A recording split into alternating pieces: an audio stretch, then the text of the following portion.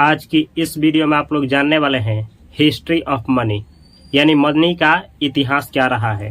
साथ में आप लोग यह भी जानने वाले हैं कि ये जो पैसा है इसका इतिहास क्या है, इसकी ज़रूरत क्यों पड़ी, पहले जो पैसा था किस रूप में था।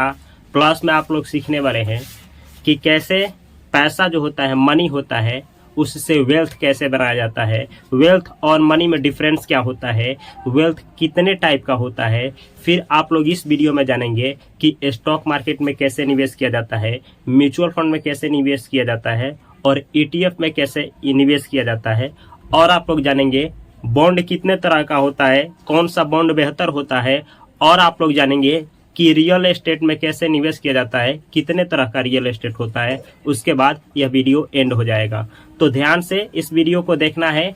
कब कौन सा बात कहेंगे ये पता नहीं, लेकिन स्टेप टू स्टेप आपको लेकर के चलेंगे। ध्यान से सुनना और समझना है। तो पहले आप लोग जानेंगे हिस्ट्री ऑफ मनी। पैसा का जरूरत क्यों पड़ा इस धरती पे, कहाँ से आ गया पैसा। कहा जाता है कि पहले जो मनुष्य था वो जंगलों में रहा करता था, जिसे आदि मानव कहा जाता था, आदि मानव। और वह आदि मानव जो थे उनको पहले आग लगाना नहीं आता था, कपड़ा जो था पहले कपड़ा नहीं था, नंगे बदन रहते थे। तो कहा जाता है कि मनुष्य जो थे पहले जानवर के ही रूप में थे, जानवर जैसे। कहा जाता है कि चाइना में एक बंदर की प्रजाति पाई जाती है जिसे बोला जाता है मानव को चिंपैंजी बंदर। चिंपैंजी बंदर जो था उसी प्रजाति का मनुष्य एक प्रजाति है। चिंपैंजी बंदर से ही निकला है मानव की एक प्रजाति, जिसे ह्यूमन्स कहा जाता है, ह्यूमन्स सैपियंस। तो ये मनुष्य का वैज्ञानिक नाम है ह्यूमन सैपियंस। ये पहले नंगा बदन रहता था। नंगा बदन का मतलब हुआ बिना कपड़ा ढके शरीर रहता था और जंगलों में जानवरों का शिकार करता था, फल और फूल तोड़ करके खाता था, बारिश के मौसम में पहाड़ों की गुफाओं में रहना पसंद करता था। लेकिन समय के अनुसार मनुष्य का बुद्धि विकसित हुआ और मनुष्य ने सोचा कि क्यों ना शिकार छोड़ करके बसेरा यानी कहीं बसाव, कहीं रह करके भोजन की व्यवस्था किया जाए। तो कहा जाता है कि किसी मनुष्य ने जंगल में गया तो देखा कि आग कहीं पे लगा था, द्वानल की वजह से। द्वानल का मतलब ये हुआ एक पौधे जो थे दूसरे पौधे में टकरा गए थे, एक पेड़ दूसरे में टकरा गए थे। घर्षण की वजह से जंगल में आग लग गया था और आग लगने की वजह से उस जंगल में जो जानवर थे जल गए थे। और उस जंगल में पके हुए जो जानवर थे उनको किसी मनुष्य ने उठा करके खाया तो बहुत स्वादिष्ट लगा। तब मनुष्यों ने सोचा कि जो हम लोग कांचा जानवर खाते हैं मार करके, अगर उस जानवर को पका करके खाया जाए तो बहुत स्वादिष्ट लगता है। तभी जाकर के मनुष्यों ने पत्थर से पत्थर रगड़ना शुरू किया और घर्षण से आग जलाना शुरू किया। इस तरीके से आग का इतिहास शुरू हुआ, इस तरीके से आग का खोज हुआ। लेकिन मनुष्यों की जो प्रयास है विकसित करने की, वह थमी नहीं और आगे बढ़ी। और मनुष्यों ने ऐसे ही मनुष्यों में लाज और शर्म की भावना आई। मनुष्यों ने जंगल की छाल से पुअला जो होता है, पुअल और पेठाल से अपना बदन ढकने का प्रयास किया और यह सफ़र आगे बढ़ता ही गया। कहा जाता है कि पहली बार मनुष्य जो थे वो कुत्ते को पालतू जानवर बनाए, इसलिए कि कुत्ता एक ऐसा जानवर होता है जो वफादार होता है, यानी जिस पे विश्वास किया जा सकता है। वो इसलिए कि जब भी मनुष्य जंगल में शिकार करने जाते थे तो किस तरीके से जानवर किस दिशा में भाग रहा है उसके पीछे जो थे कुत्ता भौंकते हुए भागते थे। तो मनुष्यों ने अपनी सहायता के लिए, शिकार करने के लिए कुत्ते को पालतू जानवर बनाया और इस धरती का पहला पालतू जानवर बन गया कुत्ता। उसके बाद गाय को बनाया गया। फिर कहा जाता है कि मनुष्यों ने जंगल में घूमते घूमते घूमते एक बार देखा कि कहीं पे कोई जानवर जो था जिसके बीट से जौ, जो फसल होता है जौ, वह फसल कहीं पे गिरा था, उग गया था और किसी मनुष्य ने उसे उठा करके चखा, खाया तो बहुत स्वादिष्ट लगा। उसके बाद मनुष्य ने सोचा कि क्यों ना इस बीज को ले जा करके जहाँ हम लोग निवास करते हैं उस झोपड़ी के आसपास, उस गुफा के आसपास इसको छींट दिया जाए, ताकि यहीं फसल के रूप में, यानी जो बड़ा हो जाए तो इसको एक मौसम के बाद आराम से भोजन के रूप में ग्रहण किया जाए। तब जा कर के मनुष्यों ने पहली बार जौ फसल जो होता है उसको उगाना शुरू किया। जौ के बाद आपका बाजरा और इस तरीके से धान का फसल और गेहूं का फसल का इतिहास आता है। उसके बाद दिक्कत तब आ जाती है मनुष्यों में जब सफ़र यहाँ तक बढ़ जाता है कि फसल उगने लगते हैं, मनुष्य शरीर ढकने लगते हैं, लेकिन एक चीज़ की कमी होती है और वह कमी होती है आपका एक्सचेंज का। एक्सचेंज जिसे कहा जाता है, जिसे बोला जाता है बार्टर सिस्टम। पैसा का इतिहास यहीं से आता है, ध्यान से समझना है। बार्टर सिस्टम, ये बार्टर सिस्टम, ये क्या होता है बार्टर सिस्टम, ध्यान से समझना है।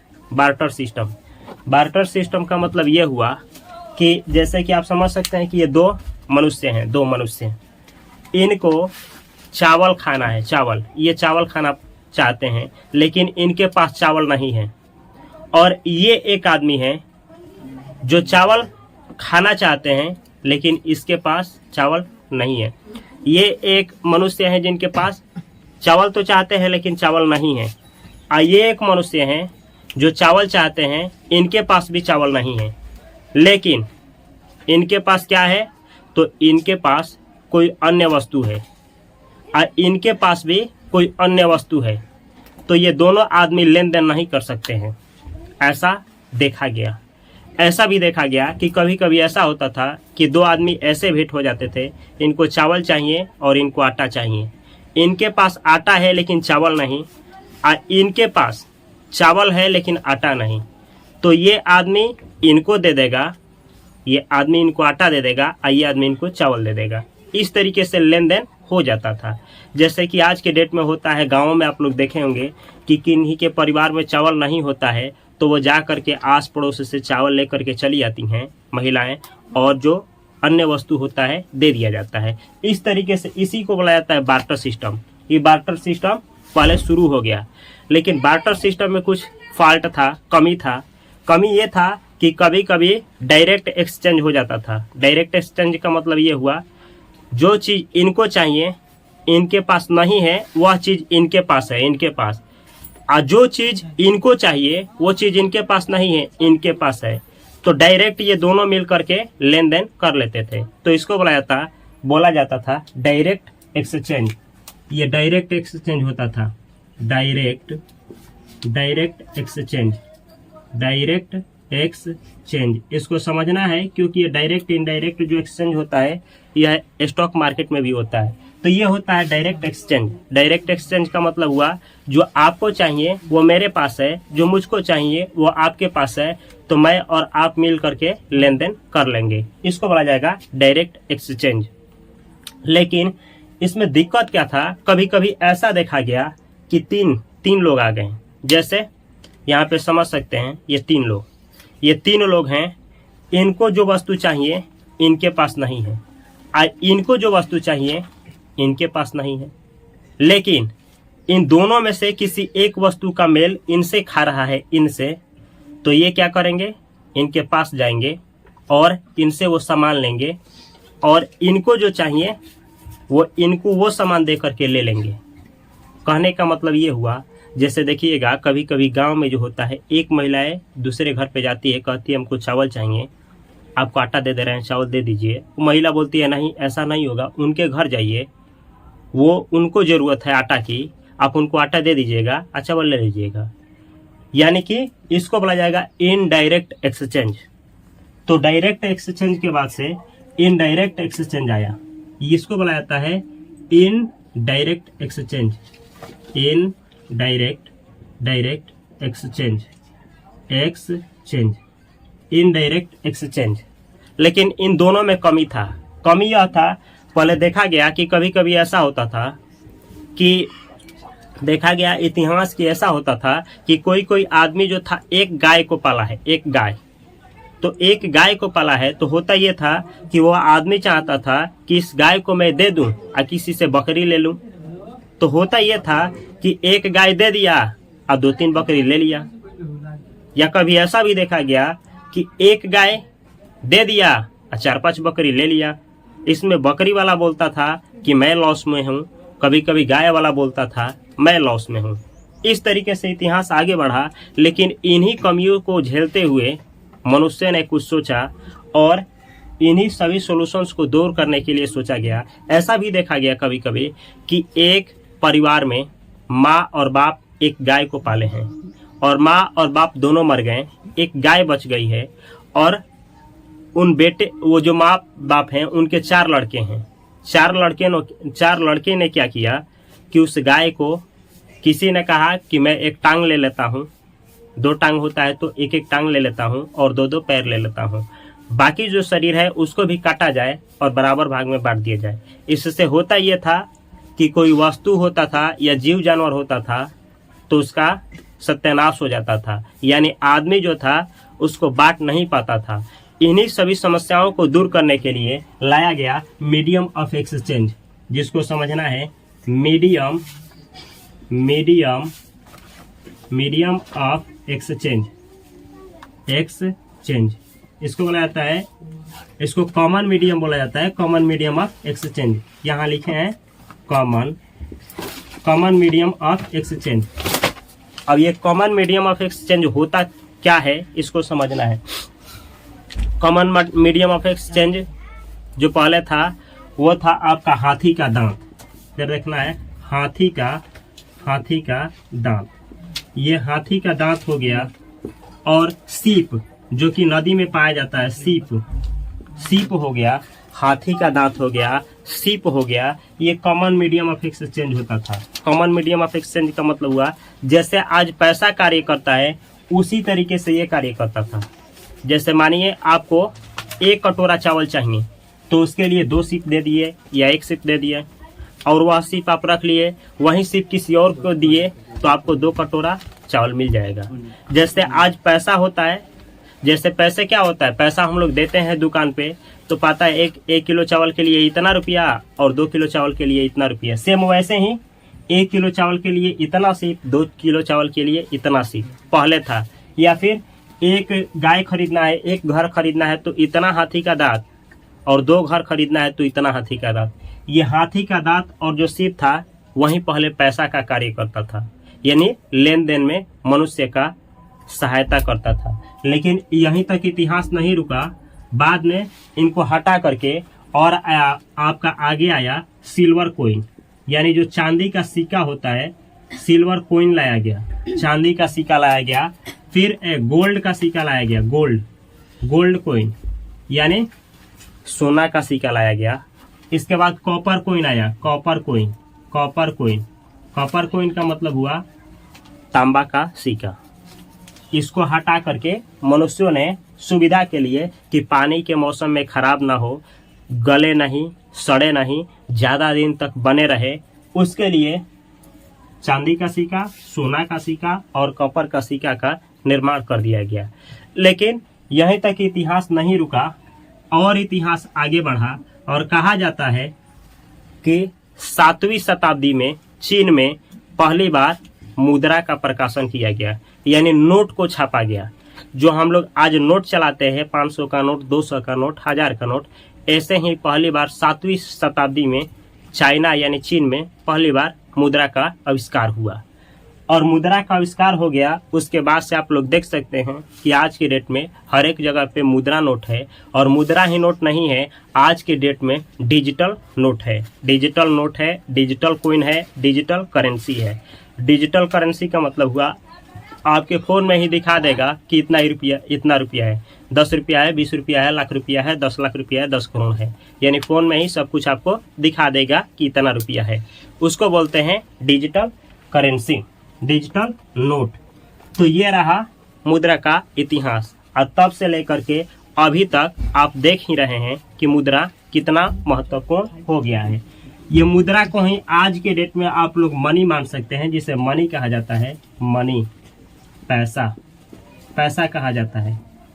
ये मनी और पैसा कहीं ना कहीं अगर आपसे ये एक सवाल पूछा जाए कि आप एक नौकरी कर रहे हैं 8 घंटा का एक जॉब कर रहे हैं, आपको मिल रहा है 50,000 रुपया।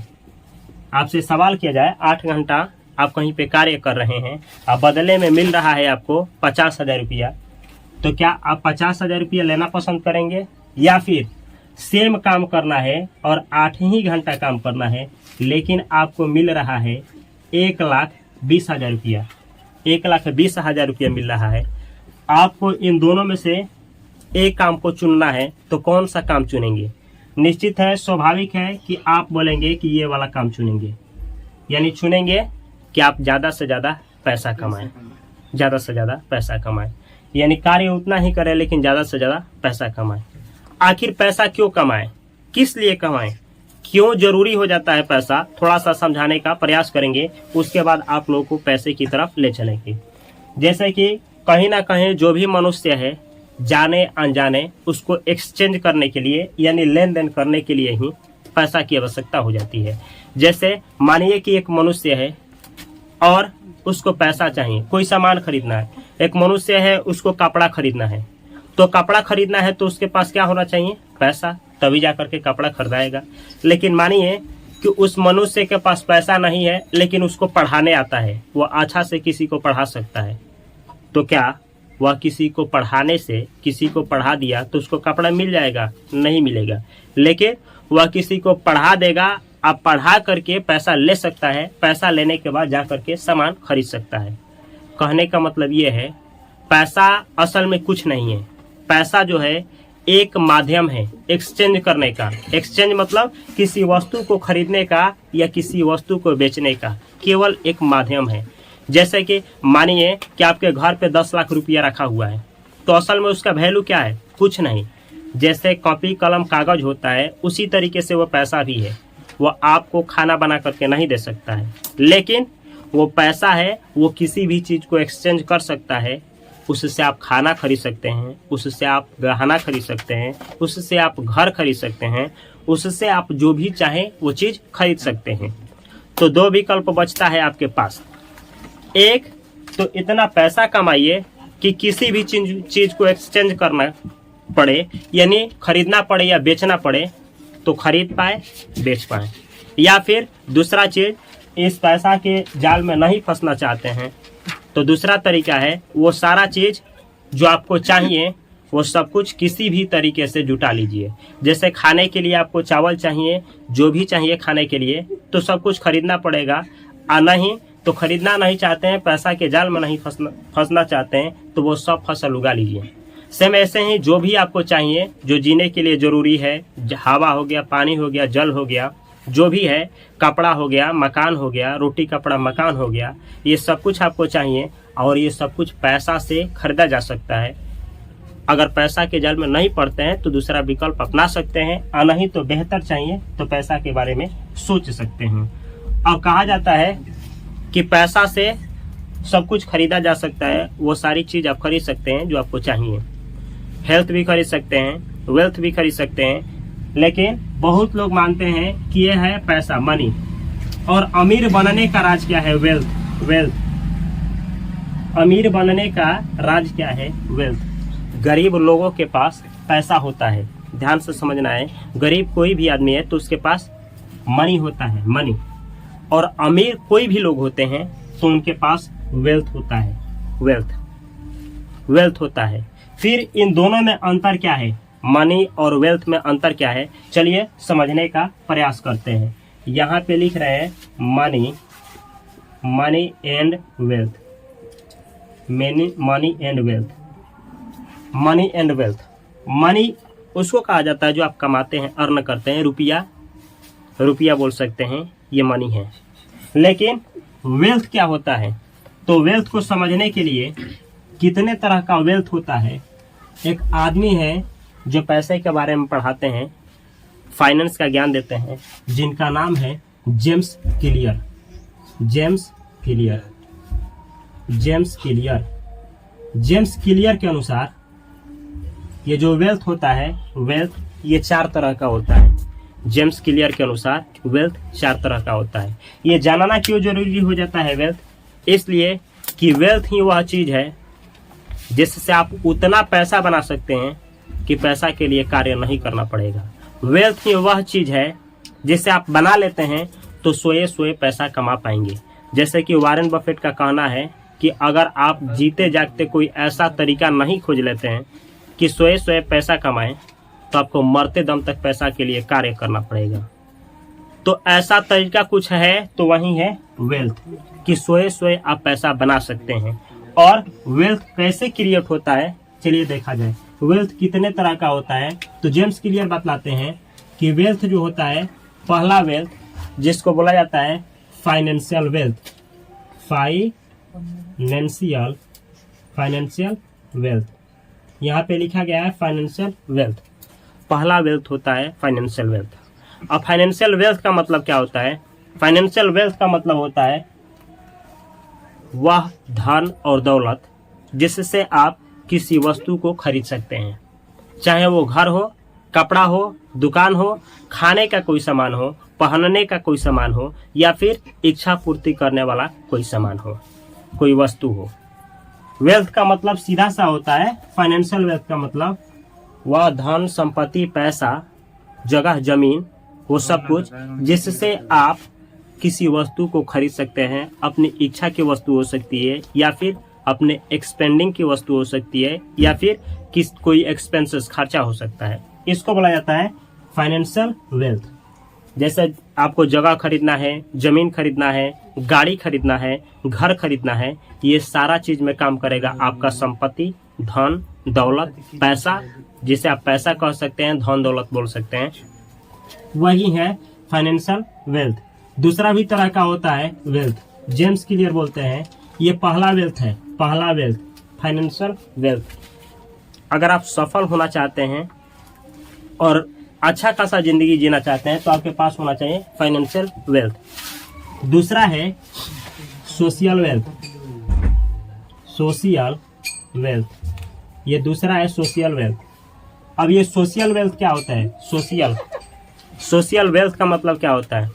तो सोशल वेल्थ का मतलब होता है सामाजिक धन। सामाजिक धन का मतलब हुआ आपके रिश्ते कैसे हैं, समाज में आपके रिश्ते कैसे हैं, आपका दोस्ती यारी किन लोगों से है, आपका परिवार कितना बड़ा है, आपको नेम फेम कैसा मिलता है, यानी आपके प्रति लोगों का व्यवहार क्या है, लोगों के प्रति आपका व्यवहार क्या है, यह है आपका सोशल वेल्थ। यानी समाज में आपको, सोसाइटी में आपको किस नज़र से देखा जाता है, यही है सोशल वेल्थ। तो आपको फाइनेंशियल वेल्थ मजबूत करना पड़ेगा, यानी धन, संपत्ति, पैसा बनाना पड़ेगा बेहतर जीवन के लिए। और सेम ऐसे ही सोशल वेल्थ, मान सम्मान, इज्जत, प्रतिष्ठा, ये सब कुछ आपके पास होना चाहिए। बड़े बड़े लोगों का रिश्ता आप लोगों के पास होना चाहिए। अगला है जिसे बोला जाता है फाइनेंशियल वेल्थ, सोशल वेल्थ, और अगला है जिसे कहा जाता है टाइम वेल्थ। टाइम वेल्थ, ये टाइम वेल्थ है, टाइम वेल्थ। तीसरा है टाइम वेल्थ। टाइम वेल्थ का मतलब क्या होता है? टाइम वेल्थ का मतलब होता है कि आप जब चाहें, जहां चाहें घूम सके, यानी आजाद हो। आप किसी के यहाँ पैसा के लिए कार्य मजबूरी में ना करना पड़े। जैसे सोच करके देखिए, अगर आपके पास 20 करोड़ रुपया होता तो आप जो पैसे के लिए कार्य करते हैं, क्या वह कार्य आपको करना पड़ता? बिल्कुल नहीं। अगर आपके पास पैसा होता तो आपके पास होता टाइम वेल्थ। टाइम वेल्थ का मतलब ये हुआ कि आपको पैसे के लिए कहीं कार्य नहीं करना पड़ता। तो ये तीन तरह का वेल्थ, फाइनेंशियल वेल्थ जो कि धन संपत्ति से मिलेगा, सोशल वेल्थ जो कि परिवार, रिश्ते, रिलेशनशिप के द्वारा होता है, और ये टाइम वेल्थ जिसमें आप आज़ाद होते हैं, कहीं पे मजबूरी में कार्य नहीं करना पड़ता है। और एक होता है financial wealth, social wealth, time wealth. और टाइम वेल्थ के बाद आता है आपका फिजिकल वेल्थ, फिजिकल वेल्थ। और फिजिकल वेल्थ का मतलब क्या होता है? इसको बोला जाता है हेल्थ वेल्थ, यानी प्लस में आप स्वस्थ भी रहते हैं। स्वास्थ्य का मतलब शरीर से भी सही है, तब जाकर के कहा जाता है कि आप एक वेल्थी आदमी हैं, यानी you are a wealthy man. You are a wealthy man, आप एक वेल्थी आदमी हैं। यानी जेम्स क्लियर के अनुसार वेल्थ चार तरह का होता है, financial wealth, social wealth, time wealth, physical wealth. अगर आप जिंदगी जीना चाहते हैं तो ये चारों आपके पास होना चाहिए, यानी आपके पास धन दौलत सब कुछ होना चाहिए, जगह जमीन, और समाज में इज्जत प्रतिष्ठा भी होना चाहिए, और फ्री में टाइम होना चाहिए। जब चाहे जहाँ चाहे घूम सकें बिना किसी रोक टोक का, बिना प्रेशर में कि हमको कल कहाँ से पैसा लाना है, इसका कोई टेंशन ना हो। यानी टाइम वेल्थ होना चाहिए और फिजिकल वेल्थ भी होना चाहिए, यानी आपका शरीर भी सही होना चाहिए, स्वस्थ होना चाहिए। अगर ये आपके पास चारों है तो बोला जाएगा आप एक वेल्थी आदमी हैं। समझना यह है कि सबसे पहले देखना है फाइनेंशियल वेल्थ। अगर आपके पास फाइनेंशियल वेल्थ है यानी धन संपत्ति पैसा है, तो ये होते ही आपके पास सोशल वेल्थ आ जाएगा, यानी समाज में नाम इज्जत प्रतिष्ठा सब कुछ मिल जाता है। प्लस में अगर आपके पास ये है तो टाइम वेल्थ भी आ जाएगा, यानी किसी के पास मजबूरन आपको कार्य नहीं करना पड़ेगा। अगर आपके पास ये है तो ये जो फिजिकल वेल्थ है यानी शरीर हिष्ट पुष्ट दिखे, स्वस्थ दिखे, ये भी आपको आ जाएगा। जब आपके पास पैसा है, परिवार है, टाइम भी है, तो आप अपने शरीर को बेस्ट बना सकते हैं, एक्सरसाइज कर सकते हैं, बेहतर डाइट ले सकते हैं और हेल्थ पे ध्यान दे करके हेल्थ भी सही कर सकते हैं। कहने का मतलब यह है इन सभी वेल्थों में सबसे इम्पोर्टेंट होता है फाइनेंशियल वेल्थ। अब ये फाइनेंशियल वेल्थ बनता कैसे है, इसको क्रिएट कैसे किया जाता है और यह फाइनेंशियल वेल्थ का सबसे बेहतर स्रोत क्या है, तो इसके लिए सबसे बेहतर स्रोत होता है stock market, mutual fund, ETF, bonds, real estate और बहुत सारा चीज। तो चलिए अब आगे घुसा जाए कि फाइनेंशियल वेल्थ कैसे क्रिएट किया जाएगा। क्या सब कोई क्रिएट कर सकता है? तो देखिए इस फाइनेंशियल वेल्थ को क्रिएट करने का पहला तरीका है बिजनेस।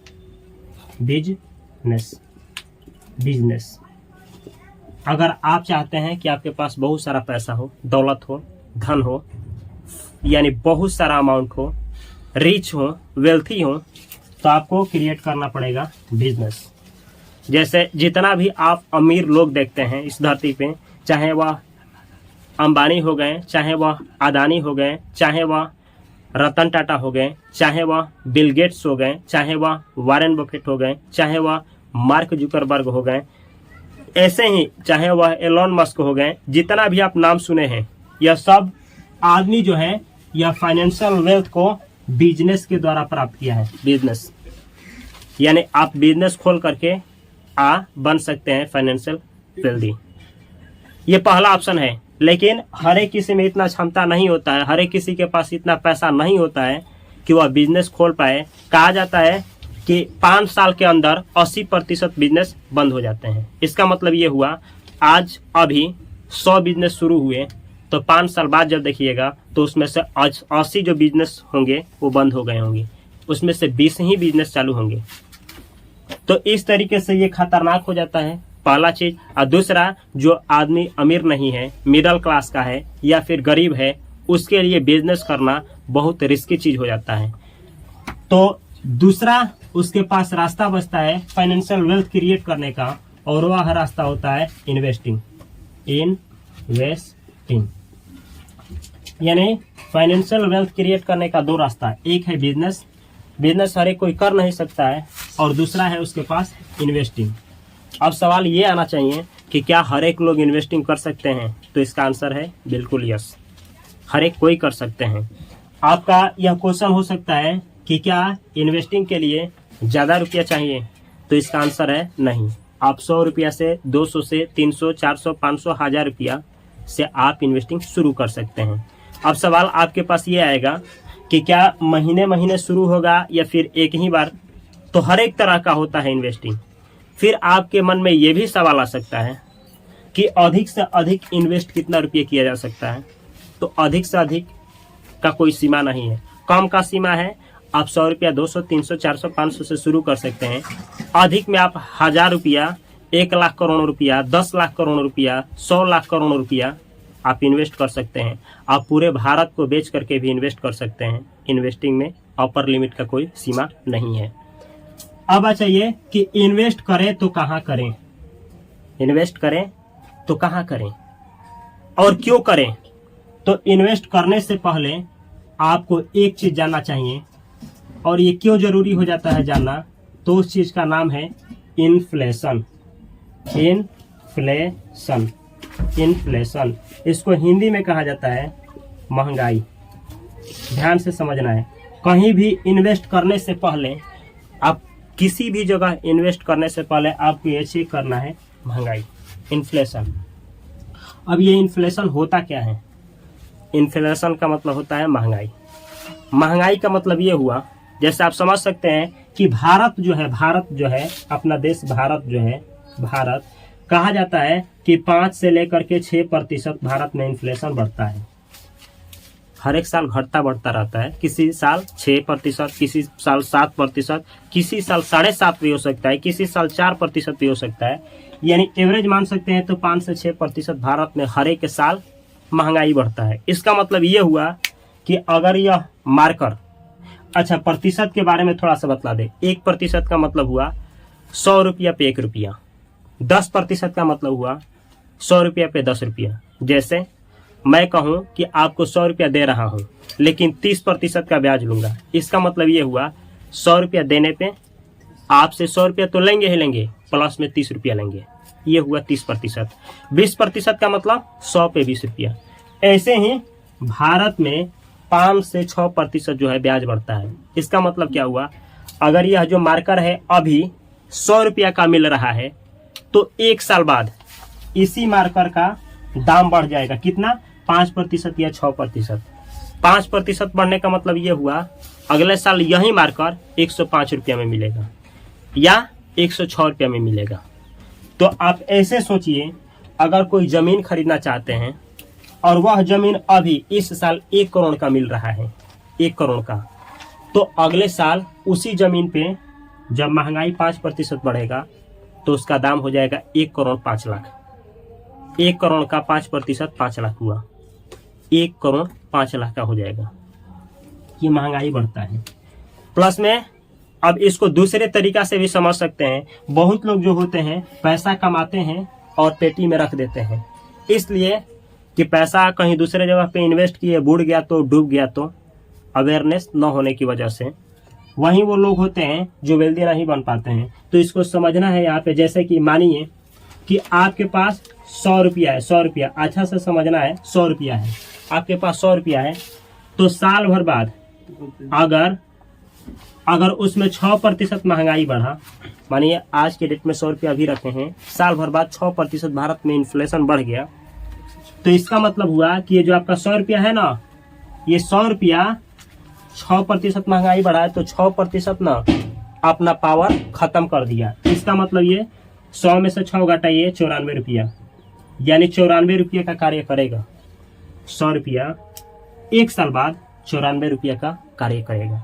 सेम ऐसे ही यही 100 रुपया, अच्छा 1 साल बाद, कितना साल बाद? 1 ईयर। सेम ऐसे ही यही 100 रुपया अगर 2 साल कहीं पेटी में गाड़ करके रख देते हैं और 6% का महंगाई बढ़ता है तो 6 दूना 12, यानी 100 में से 12 घटाइए तो कितना हुआ? 100 में से 12 घटाएंगे तो 88, यानी 100 रुपया आप पेटी में गाड़ करके 2 साल रख देते हैं तो महंगाई उसको इस तरह से खाएगा, उस नोट में दिमक इस तरह से लगेगा कि वह 88 रुपये का कार्य करने लगेगा। कितना साल बाद? 2 साल बाद। अगर आप इस 100 रुपये को इसी 100 रुपये को 10 साल, कितना साल? 10 साल पेटी में गाड़ करके रख देते हैं, 10 साल, तो 1 साल में 6, 2 साल में 12, तो 10 साल में 60 हुआ, यानी 60 इसमें से घटा दीजिए, बचा कितना? 40 रुपये। इसका मतलब ये हुआ अगर आप पेटी में 100 रुपये गाड़ करके रख देते हैं 10 साल, तो ये जो 100 रुपया है ना, 10 साल बाद कितने रुपये का काम करने लगेगा? 40 रुपये का। 40 रुपये का वो काम करने लगेगा। इसको ऐसे समझ सकते हैं, आज आपके पास 100 करोड़ रुपया है तो 10 साल बाद वो 40 करोड़ का ही काम करेगा। 100 करोड़ रुपया 40 करोड़ रुपया का काम करेगा 10 साल बाद। यानी कहीं ना कहीं आपका जो पैसा है वो पावर लूज कर रहा है, खो रहा है, अपने आप को खो रहा है। उस नोट में दीमक लगना, इसी को कहा जाता है कि आपका नोट जो है सड़ रहा है, उसमें दीमक लग रहा है। तो आप पैसा कमाते हैं, मानिए कि आप 100 ही रुपया कमाते हैं और ले जा करके आप बैंक में जमा कर देते हैं। अगर इसी पैसे को आप सेविंग अकाउंट में रखते हैं और मान करके चलिए कि सेविंग अकाउंट में आप पैसा रखे हैं और सेविंग अकाउंट में आपको 6% का ब्याज मिल रहा है, तो इसका मतलब क्या हुआ? इसका मतलब ये हुआ कि आप बैंक में ले जाकर के 100 रुपया रखे हैं, 1 साल बाद देखेंगे तो बैंक में बढ़ करके कितना हो गया होगा, 106 रुपया। तो आप जानेंगे कि हम 100 रुपये पे 6 रुपया कमा लिए, लेकिन आपको यह पता नहीं है कि 6% जो बढ़ा है तो 6% भारत में महंगाई भी बढ़ गया है। इसका मतलब ये हुआ कि आपका पैसा तो देखने में बढ़ा है लेकिन पावर में नहीं बढ़ा है, क्योंकि महंगाई भी उस देश में उतना ही बढ़ गया है।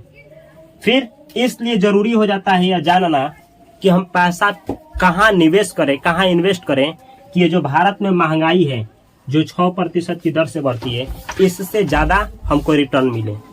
कहीं भी आप पैसा रखते हैं, जैसे आप बैंक अकाउंट में ले जाकर के रख देते हैं, अब मान करके चले कि 4% आपको ब्याज मिलता है। अब भारत में उसी साल 6% महंगाई बढ़ गया, तो आपको देखने में 4% तो ब्याज मिला है, लेकिन ये पता नहीं है कि 6% महंगाई भी बढ़ गया है, यानी कहीं ना कहीं 2% जो है आप अभी घाटे में हैं। तो कहीं भी निवेश करने से पहले सबसे पहले ये देखा जाता है कि मैं जिस जगह पे रख रहा हूँ वहाँ पे मेरा पैसा इन्फ्लेशन को बीट कर रहा है कि नहीं। इन्फ्लेशन को बीट करने का मतलब हुआ कि अगर भारत में इस साल 7% का महंगाई बढ़ा है तो आपका जो पैसा है इस साल 7 से अधिक प्रतिशत का रिटर्न देना चाहिए, आप जहां भी निवेश किए हैं। इसी को कहा जाता है इन्फ्लेशन को बीट करना। तो आप बैंक में रखिए या फिर आरडी करिए, एफडी करिए, कोई पोस्ट ऑफिस में रखिए या फिर कोई पीपीएफ करिए, ईपीएफ करिए, कुछ भी करिए, लेकिन एक चीज ध्यान में रखना होता है कि आप जहां पे पैसा रख रहे हैं क्या वो इन्फ्लेशन को बीट कर रहा है कि नहीं। यानी 6% महंगाई बढ़ रही है तो 6% से अधिक आपको वहां ब्याज मिल रहा है कि नहीं। तो ध्यान से समझना है। जैसे मानिए कि एक आदमी है, यह आदमी है और ये जो है यहाँ पे रख दिया पैसा, यहाँ पैसा रख दिया और कितना रखा है, 1 लाख रुपया। 1 लाख रुपया ये आदमी एक जगह है, यहाँ पे 1 लाख रुपया रख दिया, यहाँ रखा 1 लाख रुपया, तो इसको ब्याज कितना मिला, 6%। 6% ब्याज मिला, 6% ब्याज मिला। और यही आदमी, सेम आदमी 1 लाख रुपया और जगह पे रखा यहाँ पे, तो यहाँ पे इसको मिला 12% का ब्याज, 12% का ब्याज। अब 2 चीजें होगा यहाँ पे समझना यह है कि ये 1 लाख रुपये पे कितना कमाया है, 6%। अब मानिए उसी साल महंगाई भी कितना बढ़ गया, 6%। अच्छा, एक चीज आपके दिमाग में आ रहा होगा, क्या महंगाई जो है हर एक साल बढ़ता है? तो महंगाई हर एक साल बढ़ता है। तभी तो कहा जाता है, गाँव में आप सुने होंगे, मम्मी पापा या जो दादा दादी होंगे वो अक्सर कहते हैं कि आज से 50 साल पहले, 30 साल पहले हम लोग 8 ना 4 ना लेकर के बाजार में जाते थे, भर पेट खाते भी थे और बांध करके लाते भी थे। और आज के डेट में 100 रुपया 1000 रुपया लेकर के जाते हैं और बांध कर लाने की तो छोड़िए, मुंह में जो अटता है वो भी पेट नहीं भरता है। आखिर क्यों? महंगाई बढ़ गया है, महंगाई। तो यहाँ पे आप 1 लाख रुपया रखे हैं यहाँ पे, तो आपके देखने में 6% ब्याज मिला है, लेकिन महंगाई भी कितना बढ़ गया उस साल, 6%। तो आप अपने पैसे पे कुछ नहीं कमाए हैं। इसको बोला जाता है वेल्थ प्रिजर्वेशन।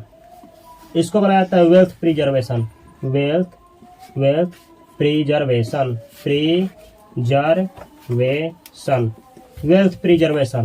वेल्थ प्रिजर्वेशन का मतलब क्या हुआ?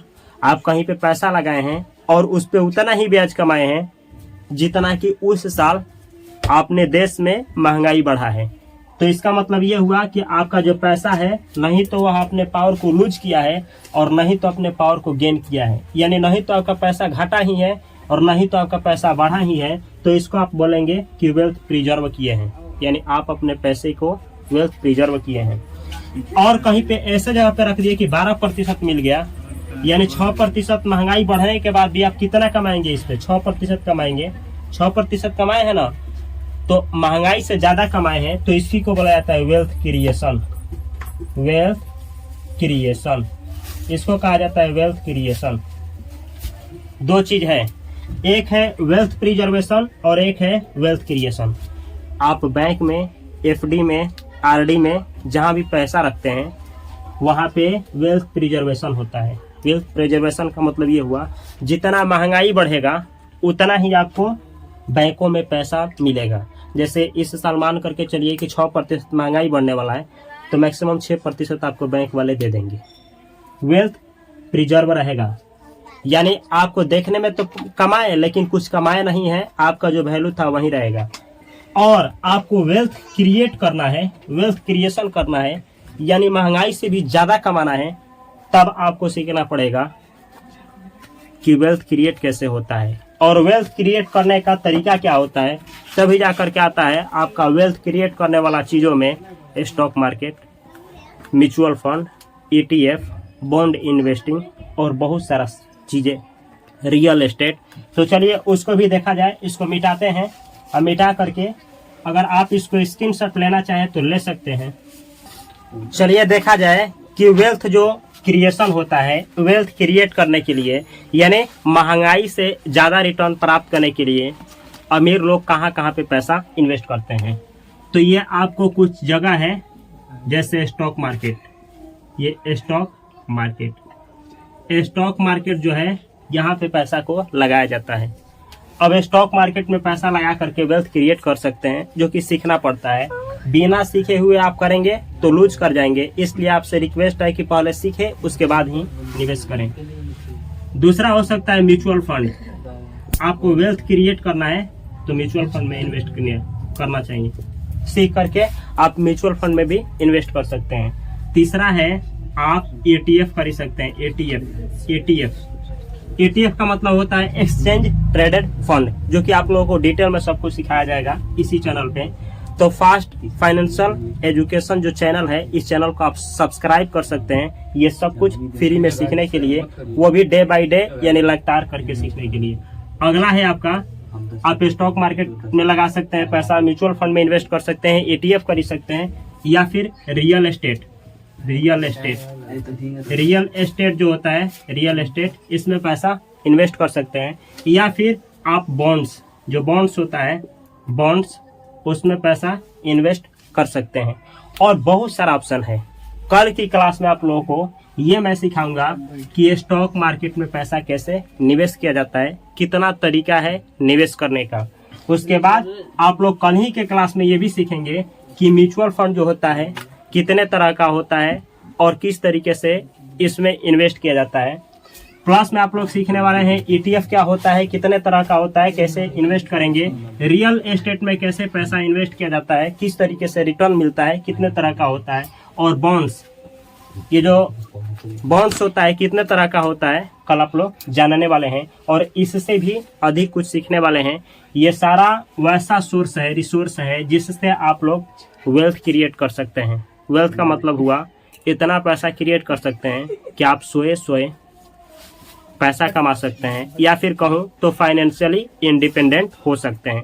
लेकिन ये एक दिन में नहीं होता है, इसको सीखना पड़ता है। तो सीखने के लिए आप इस चैनल को सब्सक्राइब कर सकते हैं। अगर यह वीडियो अच्छा लगा है तो इसको लाइक कर सकते हैं, अपने भाइयों और दोस्तों के साथ शेयर कर सकते हैं। मैं मिलता हूँ अगली वीडियो में इन सभी टॉपिक के साथ। तब तक के लिए आप सभी को बहुत सारा प्यार। Thanks for watching this video.